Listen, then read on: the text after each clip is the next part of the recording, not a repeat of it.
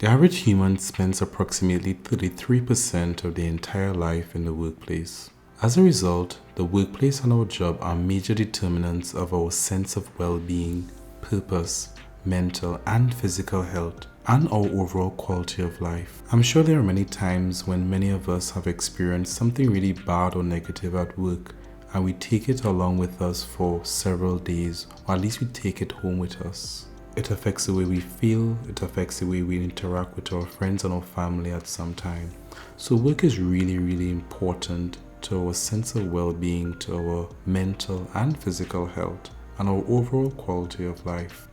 Work is such an important determinant of our happiness that having a decent and fulfilling job can protect us against several mental health issues. The very act of working can bring happiness, and the ability to earn an income can satisfy our personal needs and provide for our families and loved ones. This also brings a sense of purpose and well-being. Unfortunately, however, sometimes work can be a source of psychosocial hazards that can lead to mental health issues. Psychosocial hazards are one of the types of hazards found in workplaces, which also includes chemical, physical, biological, and ergonomic hazards. Of all these hazards, psychosocial hazards are often overlooked and under-examined in workplaces. Perhaps psychosocial hazards are not taken seriously because these hazards are not as visceral as chemical or physical hazards. Additionally, these types of hazards are not easily identifiable or measurable. One of the issues with psychosocial hazards as well is that we can't really establish a standard that can be applied to everyone. Certainly there are guidelines as to what is acceptable or what isn't acceptable. The existence of some psychosocial hazards may affect some workers but not affect others. It is very difficult to establish a threshold where workers are now going to experience deleterious effects from being exposed to a psychosocial hazard.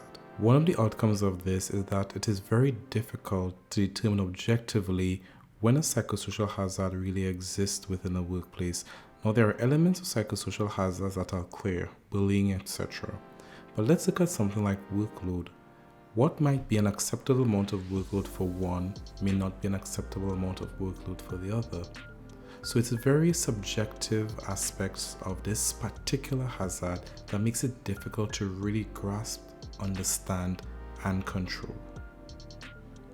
The point at which these hazards overwhelm a worker's coping mechanism and lead to serious mental health issues varies from worker to worker. These mental health issues can affect a worker's general sense of well-being and lead to a reduction in productivity and performance. It also compromises the ability for workers to work safely and effectively. There are several psychosocial hazards that can exist in organizations.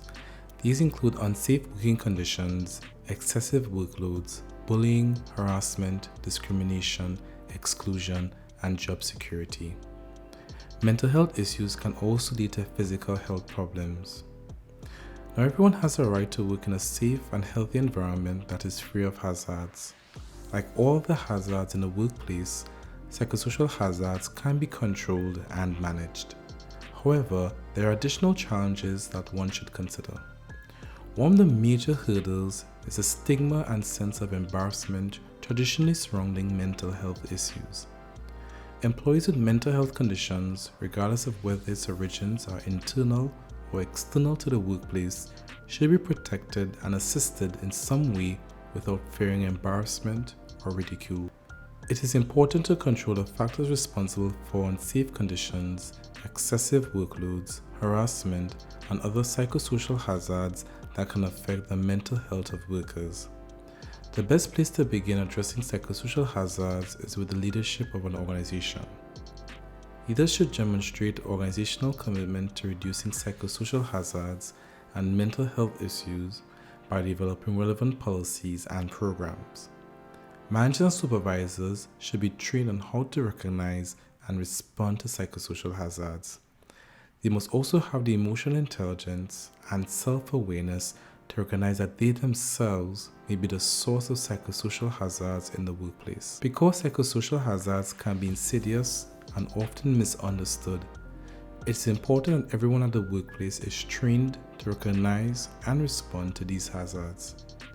It is also important to develop a workplace culture that encourages open communication. Organizations should also consider implementing measures like flexible working hours and developing effective policies for handling bullying, harassment, and discrimination in the workplace. If all these measures are implemented, then perhaps the workplace can become a safe place for everyone.